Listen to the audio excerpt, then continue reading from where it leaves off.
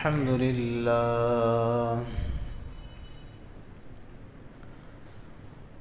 لله وكفى والصلاة والسلام على سيد الأنبياء وعلى آله وأصحابه الأتقياء.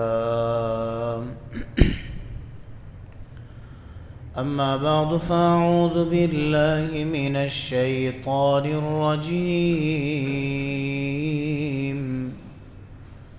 بسم الله الرحمن الرحيم. كنتم خير أمة أخرجت للناس تأمرون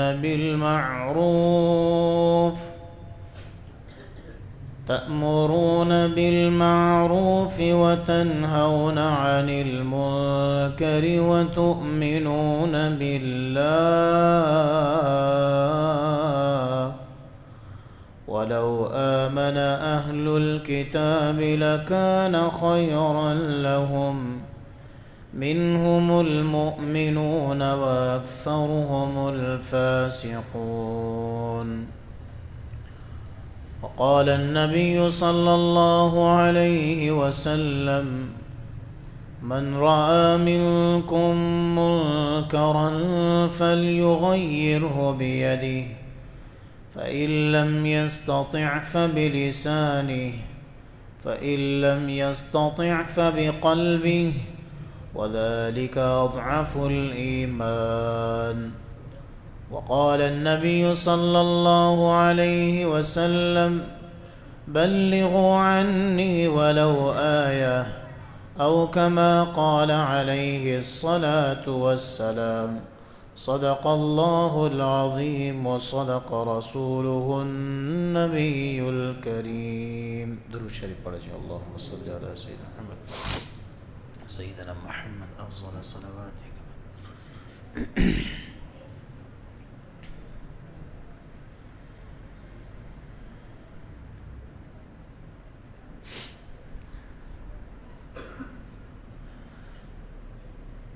محترم بھائیوں، دوستوں،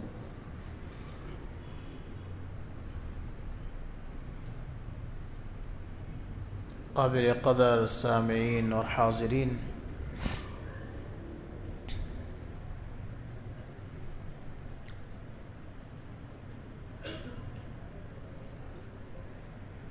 اللہ رب العزت نے انسان کو بہت ساری نعمتوں سے نوازا ہے، اور کسی بھی نعمت کا مرتبہ اور مقام اس وقت انسان کے دل میں جاگتا ہے جب اللہ اس نعمت کی ناشکری پر اس نعمت کو چھین لیتا ہے، تب انسان کے سامنے اس نعمت کا مقام اور مرتبہ معلوم ہوتا ہے۔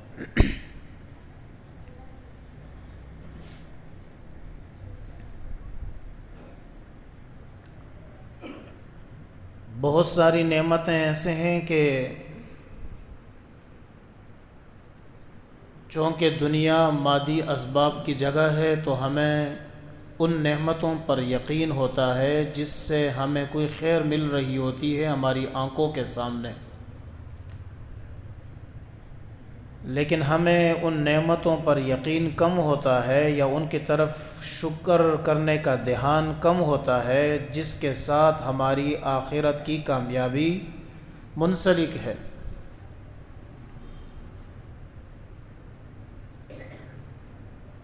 بہت ساری نعمتوں میں سے ایک خاص نعمت جو آج کے جمعے میں جس کا ذکر ہوگا اور موضوع ہے وہ ہے نبی علیہ الصلاۃ والسلام کی امت میں پیدا ہونے کی نعمت۔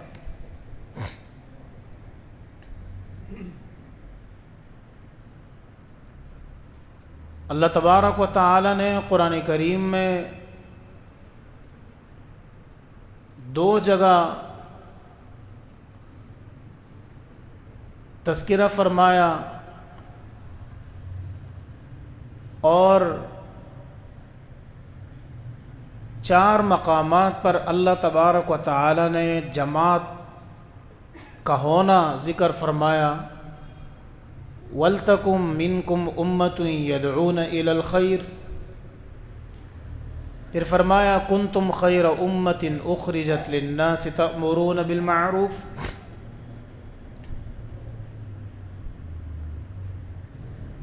اب یہ نعمت ایک ایسی نعمت ہے کہ ہمیں اس نعمت کا پتہ نہیں کہ اس نعمت کے لیے اللہ تبارک و تعالی نے پچھلے تمام جتنے بھی انبیاء گزرے ہیں ان انبیاء میں سے اکثریت کا ذکر آتا ہے کہ وہ اپنی کتابوں میں اس امت کا ذکر سنتے تھے. حلوہ بنا کے ہمارے سامنے پیش کیا گیا اس خیر کو.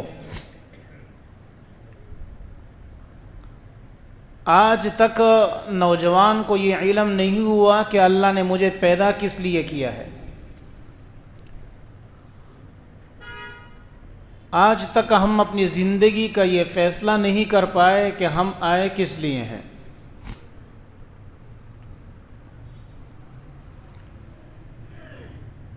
میں عرض کر رہا تھا کہ جب نعمت چھین جاتی ہے تو اس کی اہمیت معلوم ہوتی ہے. میں نے ان نوجوانوں کو بھی روتے ہوئے دیکھا ہے جنہوں نے اپنی زندگی میں والدین کو تکلیف دی. جب فوت ہو گئے تو کہہ رہے تھے کہ ساری دنیا نہ ہو لیکن ہمارے والدین ہو، پر وہ والدین واپس نہیں آ سکتے.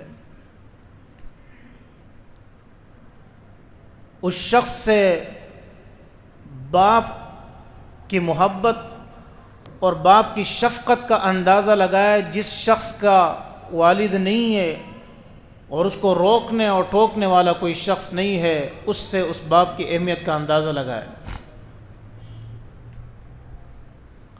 اس شخص سے ماں کی محبت کا اندازہ لگائے کہ جب بھی وہ گھر سے نکلتا تھا تو ماں سے ملتا تھا کہ ماں میں جا رہا ہوں، اور جب بھی وہ گھر میں آتا تھا تو سب سے پہلے آواز لگاتا تھا امی کہاں ہے. اس شخص سے ماں کا مقام معلوم کرے کہ اب اس کے سامنے وہ آواز نہیں آ رہی.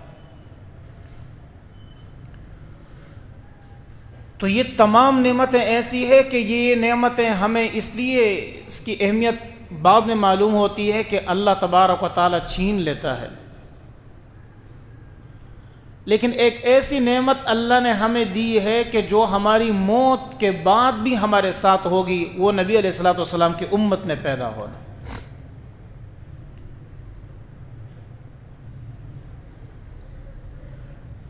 روایتوں میں آتا ہے نبی پاک صلی اللہ علیہ وسلم نے فرمایا حرمت الجنہ علی الانبیاء حتی ادخلها،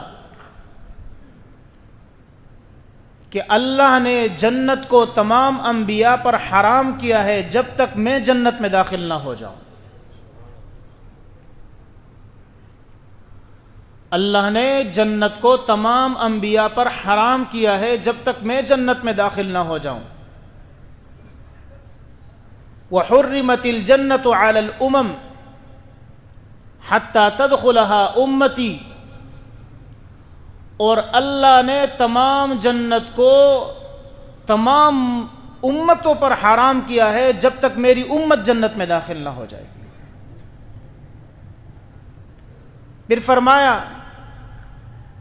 وَمِنْهَا قَوْلُهُ صلی اللہ علیہ وسلم امتی امت مرحومہ، میری امت وہ امت ہے کہ جس پر رحم کیا گیا ہے.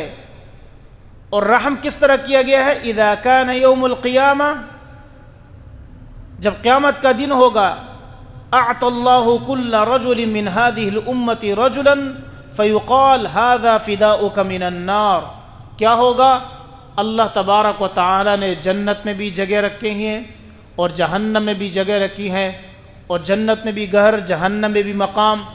اب ان تمام مقام کے لیے لوگ ہوں گے تو اللہ ایسا کرے گا کہ جنت میں جتنے بھی مقامات ہیں یا جہنم میں جتنے بھی مقامات ہیں، اللہ ایک جہنمی یعنی کافر کو اس امت کے ایک مومن کے سامنے لائے گا اور کہے گا اس کافر کو دیکھ اور اپنے آپ کو دیکھ، چونکہ تو اس نبی کی امت میں داخل ہوا کلمہ پڑھ کر، لہٰذا میں اس کافر کو تیرے بدلے میں جہنم میں ڈال رہا ہوں اور تجھے اس کے بدلے میں اس کے سامنے جنت میں ڈال رہا ہوں، جاؤ جنت میں داخل۔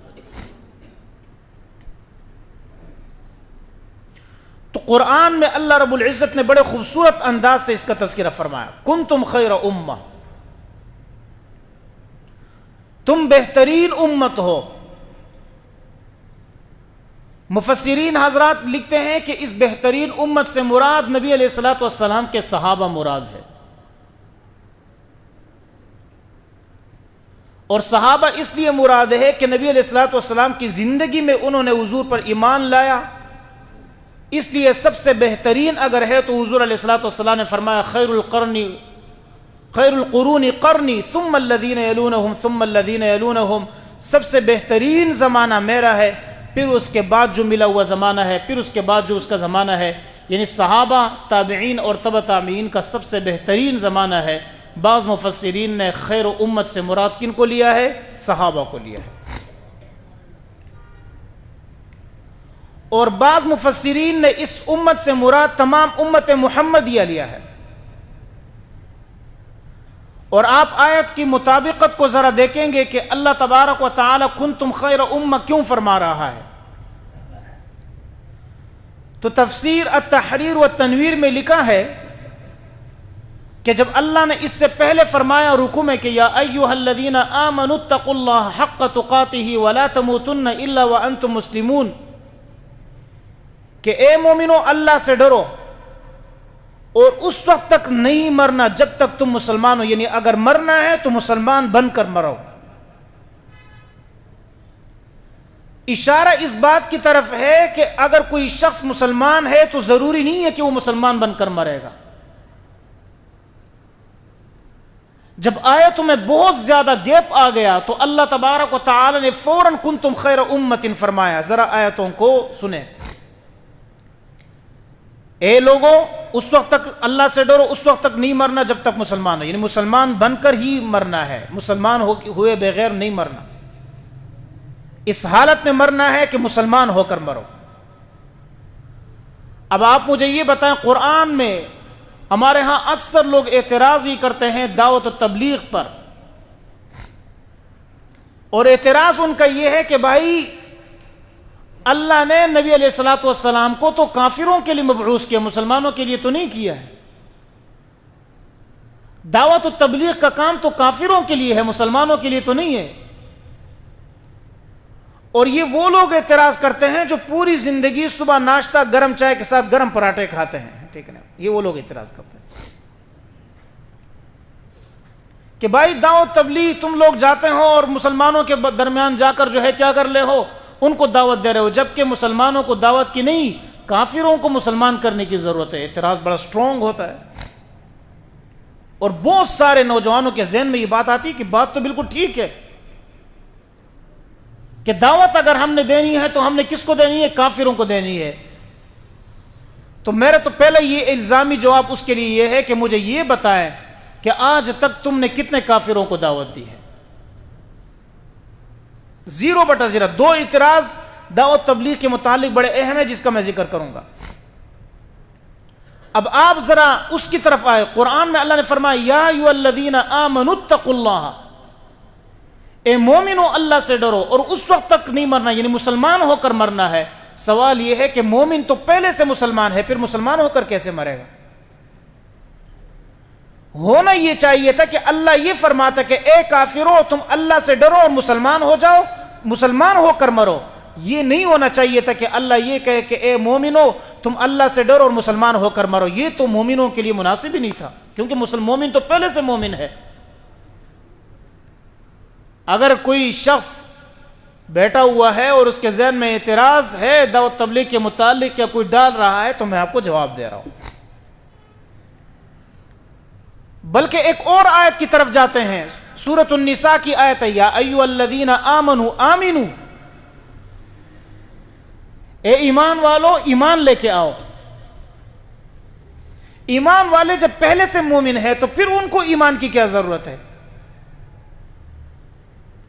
تو آپ کا جواب یہ ہوگا کہ مومن کا کوئی پتہ نہیں چلتا کہ پتہ نہیں یہ ایمان ہو کہ ایمان کی حالت میں مرتا ہے یا نہیں۔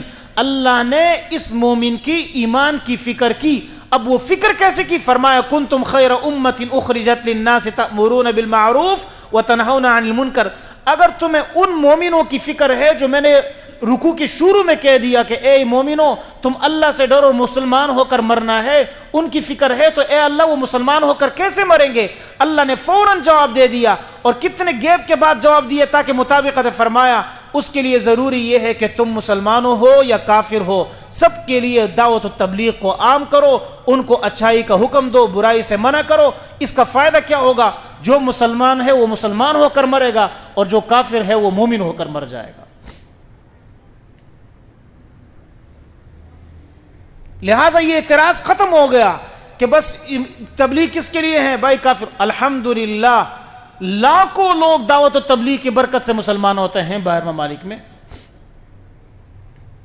مردان کا ایک میرا تبلیغ کا ساتھی ہے اور میرے ایک دوست ہے، ان کا ماموں ہے، ان کے پاس میں گیا تو انہوں نے کہا افریقہ کے جنگلوں میں ہمارا گشت چل رہا تھا، افریقہ کے جنگلوں میں۔ کہتے ہیں مفتی صاحب آپ حیران ہوں گے کہ ہم نے اللہ کے راستے میں وہ کارنامے دیکھے ہیں جو ہم نے زندگی میں نہیں دیکھے۔ میں نے کہا کیا ہوا؟ کہ ہمیں جگہ دی گئی تھی کہ فلانے علاقے کی طرف جاؤ، وہ سارے کافر اور ان کو کوئی پتہ نہیں، نہ ان کو کپڑوں کی تمیز ہے، نہ ان کو کھانوں کی تمیز ہے۔ کیا کرتے ہیں؟ بندر انہوں نے اٹھائے ہوئے ہیں، بندروں کو پیچھے باندھا ہوا ہے، یہ شکار کرتے ہیں بندروں کا۔ سب سے پہلے جو ہے اس کا مغز کھاتے ہیں اور بندروں کو ذبح بھی نہیں کرتے ہیں، اور وہ جو ہے وہ ذبح ہونے کے ساتھ ذبح تو مسلمانوں والا نہیں ہے، اس کا گلا کاٹتے بھی نہیں ہے، زندہ بندر ہوتے ہیں، ان زندہ بندروں کی کوپڑیاں نکال کر اس کے دماغ کھا رہے ہوتے ہیں اور کہتے ہیں کہ یہ ہماری غذا ہے۔ اور ان کے لباس کچھ بھی نہیں۔ تو کہتے ہیں کہ ہم راستے میں جا رہے تھے، لمبا راستہ تھا، اچانک ہم نے دیکھا کہ شیر سامنے آ گیا۔ کہتے ہیں ہمارے تو پاؤں تلے زمین نکل گئی کہ ہم نے کہا اب کیا کریں گے؟ انہوں نے ہمیں تصویریں دکھائی، پھر اپنی وہاں اس علاقے کی تصویریں دکھائی کہ یہ تصویریں دیکھیں، جنگلی گائے دیکھیں آپ، یہاں پر ہم گھومے ہیں۔ میں نے کہا میں تو کبھی نہ جاؤں بھائی، میں تو کبھی نہ جاؤں۔ میں نے کہا پھر کیا ہوا؟ کہتے ہیں ہم نے ان کو وہ واسطہ دیا جو صحابہ جب جنگل کے اندر گئے، اور جنگلوں میں یہ ایک جنگل ہے، علاقہ میں بول رہا ہوں، بڑا گھنا جنگل ہے جہاں پر کوئی درندہ نہیں ہے آج بھی۔ کہتے ہیں صحابہ جب اس جنگل کے اندر گئے تو اعلان کیا کہ لو اے تمام جانوروں، چرندوں پرندوں، اور خاص طور پہ اے درندوں جو لوگوں کو کھا جاتے ہیں، ہمارا اعلان ہے کہ ہم حضور کی امتی ہیں، ہمیں کچھ تکلیف نہیں پہنچانا، یہاں سے چلے جاؤ۔ کہتے ہیں آج بھی وہاں کوئی درندہ موجود نہیں ہے صحابہ کے کہنے پر۔ کہتے ہیں ہم نے واسطہ کیا دیا کہ اے جنگل میں تمام جانوروں، ہمارا آپ کے ساتھ کوئی بغض و لڑائی نہیں ہے، ہم آپ کے ساتھ یہاں لڑنے کے، ہم اسی صحابہ کے نبی کی امتی ہیں جنہوں نے جنگل میں آواز دی اور سارے درندے چلے گئے تھے، ہمارے لیے راستہ کہتے ہیں اس کو میں نے دیکھا کہ اپنا راستہ چھوڑ کے آرام سے بیٹھ گیا اور ہم اس راستے سے نکل گئے۔ اللہ، یہ یقین نہیں آئے گا، یہ آپ کو یہاں قصے کہانیاں لگ رہی ہوگی کہ یہ قصے کہانیاں ہیں۔ یقین اس لیے نہیں ہے کہ ہمیں یقین ان چیزوں پر ہے جو مادی اسباب کے سامنے ہو، ہم ان چیزوں پر یقین نہیں کرتے ہیں۔ یقین کیسے آئے گا؟ اس کے لیے نکلنا پڑتا ہے، نکلیں گے تو ہم نہیں، کالج ہمارا ضائع ہو رہا ہے، یونیورسٹی ہماری ضائع ہو رہی ہے۔ تو اللہ تبارک و تعالی نے اس کے لیے خاص یہ کر دیا کہ تم تمام انسانوں کے لیے ہو، اس میں مومن اور اس کی کوئی شرط نہیں۔ اور اگر یہ شرط لازم ہوتی تو حضور کو کیا ضرورت تھی؟ ہمارے سامنے کیا پیش کیا جاتا ہے؟ آپ دیکھیں موسیٰ علیہ الصلوۃ والسلام فرعون کی طرف چلے گئے اور ان کو دعوت دی۔ فرعون کو کہا ہے فرعون میں اللہ کی طرف سے پیغمبر ہو کر آیا ہوں، میں یقین جانے میں نے دنیا میں نے جتنے بھی لوگوں کے واقعات سنے، کافروں کے واقعات سنے ہیں، فرعون بڑا گندا بندہ تھا، اللہ کا نافرمان تھا، لیکن خدا کی قسم وہ انبیاء کا گستاخ نہیں تھا، نبی کی گستاخی نہیں کی اس نے۔ حالانکہ یہ فرعون اتنا، ایک بات بتاؤں، یہ فرعون جب شروع میں آیا تو یہ ایک غریب اور ناچار بندہ مصر کے مین گیٹ پر تربوز بیچتا تھا۔ یہ فرعون کیا کر، تربوز بیچنے والا بندہ تھا، اور تربوز بیچ کر یہ کہاں پہنچ گیا، مصر کا وہ بن گیا۔ اب وہاں اس نے موسیٰ علیہ السلام کے ساتھ مکالمہ چل رہا ہے، لیکن موسیٰ علیہ السلام کو یہ نہیں کہہ رہا ہے کہ تم کچھ بھی نہیں ہو، یا جس طرح حضور کے مقابلے میں کافر آئے اور انہوں نے حضور علیہ السلام کی تنقیص کی، کافر آئے، کعب بن اشرف نبی علیہ السلام کی گستاخی کی، ابو جہل نے کی، حضور علیہ السلام نے اس لیے فرمایا کہ تمام پیغمبروں کی تکلیفوں کو ایک طرف کیا جائے، میری تکلیفوں کو ایک طرف کیا جائے، کیونکہ تمام پیغمبر جتنے بھی آئے ہیں اس انداز سے ان کا سامنا نہیں ہوا کہ کعب بن اشرف نبی علیہ السلام کو گالم گلوچ کرے۔ حضور علیہ السلام نے زندگی میں بدلہ نہیں لیا، لیکن فرمایا کوئی ہے جو کعب بن اشرف کو ذرا ٹھنڈا کر دے اور میرا کلیجہ ٹھنڈا ہو جائے، اس نے مجھے بہت تکلیف دی۔ ایک صحابی جاتے ہیں اور جا کر کعب بن اشرف سے ملتے ہیں، حالانکہ اپنے رشتہ دار ہیں، اور کعب بن اشرف کو بلاتے، کعب کی بیوی عطروں کے کاروبار وہ کرتی تھی، عطر بنایا کرتی تھی۔ کعب کی بیوی نے کہا مجھے اس آواز سے تیرے مرنے کی خون کی بو آ رہی ہے، کعب مت جانا۔ اس نے کہا نہیں میرے چچا زاد بھائی ہے، کچھ نہیں ہوتا، جاتا ہوں۔ بلایا کعب کو، کعب کیسے ہو، ٹھیک ہو؟ ہاں کیوں آئے ہو، تم تو حضور کے ماننے والے لوگ ہو، محمد کے۔ کہنے لگے آئے اس لیے کہ بڑے تنگ ہو گئے ہم ان سے۔ صحابی کیا کرے، کعب کو بڑے تنگ ہو گئے اس سے، ان سے بہت تنگ۔ نے کہا کیوں؟ کہتے ہیں ہر ٹائم کہتے ہیں کہ صدقہ دو صدقہ دو صدقہ دو۔ کہا اچھا دیکھو میں نے کہا نہیں تھا کہ اس پیغمبر کے پاس مت جانا، اس کو پیغمبر مت ماننا، یہ انہوں نے یہی تمہارے مال کی طرف نظر ہے اور کچھ بھی نہیں ہے۔ تو کیا کہا کہ کعب بس دیکھتا ہوں، دل یہی کر رہا ہے کہ بس سائڈ پہ ہو جاؤں۔ کعب خوشبو بڑی پیاری لگائی ہے تم نے۔ کعب نے کہا ہاں نا، بیوی بڑی عطاری ہے بیوی۔ تو کعب کو کہا کعب ذرا سر قریب کر لیں، سر قریب کیا تو خوشبو سونگھ گا، کہا بڑی زبردست خوشبو آ رہی ہے، چھوڑ دیا۔ تو ابھی تھوڑا فاصلہ اختیار کر، کعب ذرا دوبارہ سونگا ہے، بڑی خوشبو ہے۔ اب وہ دوسرے صحابی بھی ان کے ساتھ ہے، دو ساتھی ہیں۔ کعب جب قریب ہوا نا، یہ ان کے بال پکڑے اور دوسرے کو کہا اشارہ کیا، اشارہ کر کے سر اسی وقت تن سے جدا کر دیا۔ ہمارے ہاں صرف یہ دین اخلاق کے ساتھ، حضور علیہ السلام کی گستاخی کوئی بات نہیں ہے جی، حضور کی گستاخی ہوئی کوئی بات نہیں ہے، بس اخلاق کے ساتھ دین کو۔ قادیانیوں کو یہ کرو تھوڑا، ان کو بھائی، قادیانی بھی ہمارے بھائی ہیں، ہندو بھی ہمارے بھائی ہیں، تو جاؤ تم ان میں مرو، قادیانوں میں مر جاؤ اور ہندو میں مر جاؤ تم۔ قادیانی بھی ہمارے بھائی ہے، بھائی وہ بھی جو ہے کیا انسان ہے، انسان ہے لیکن دنیا کے بدترین انسان ہے۔ کیونکہ جو شخص ہمارے گھروں پر ڈاکہ ڈال دے ہم اس کو معاف نہیں کرتے ہیں، جو ہماری عزتوں پر ڈاکہ ڈالتے معاف نہیں کرتے ہیں، ہم ان کو مارتے ہیں، تو جو حضور کی ذات پر ڈاکہ ڈال دے وہ کیسے معاف ہو سکتے ہیں؟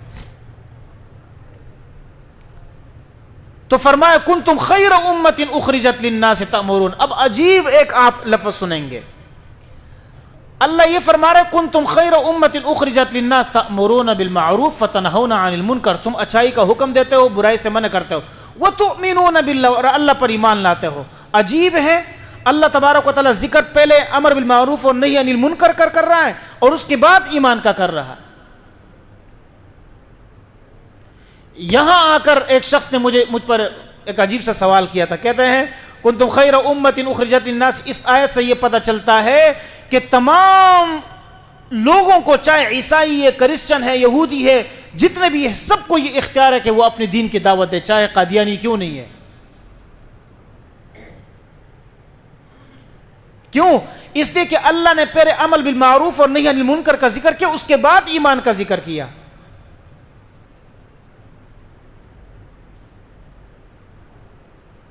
اگر کوئی آپ سے یہ کہہ دے کہ امر بالمعروف کا ذکر پہلے ہے، نہی عن المنکر کا ذکر پہلے ہے، اس کے بعد ایمان کا ذکر ہے. تو اس کا مطلب یہ ہے کہ پہلے اچھائی کا حکم دو، برائی سے منو. اچھائی سے یہ مراد ہے کہ راستے مت بیٹھو اور نسوار مت کھاؤ، سگریٹ مت پیو، اور جو ہے چرس مت پیو، اور یہ کرو وہ کرو، یہ اچھائی ہے. باقی ماں باپ کی خدمت کرو، یہ اچھائی ہے. نماز وغیرہ یہ کوئی اچھائی نہیں، یہ اس کے بعد ہے تؤمنون باللہ. لیکن میں آپ کو ایک بات بتاتا ہوں، یہاں اللہ نے امر بالمعروف اور نہی عن المنکر کو تؤمنون پر کیوں مقدم کیا؟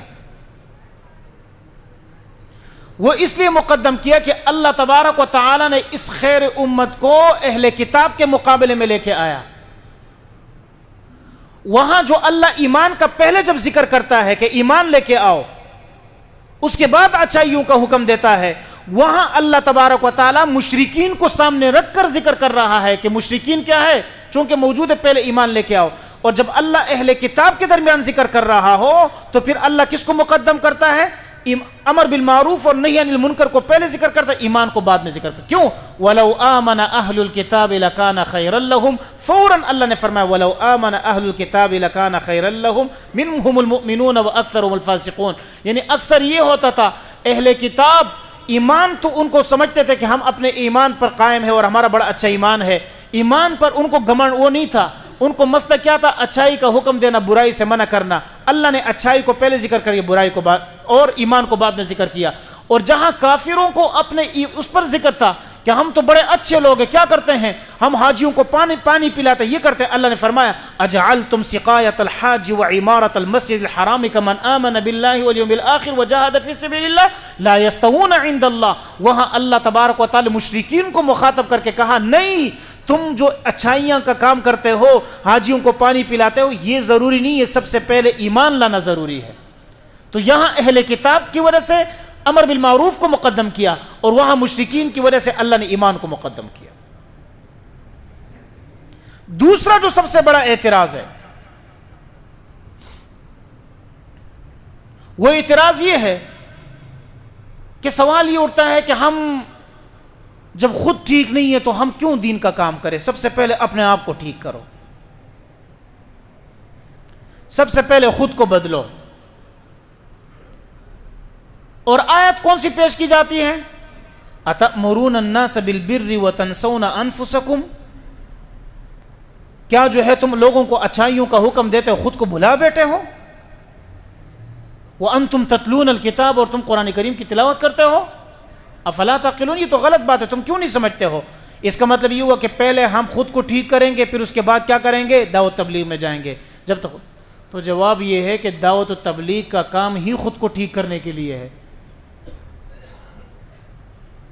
دعوت و تبلیغ کا کام ہی تو خود کو ٹھیک کرنے کے لیے ہے.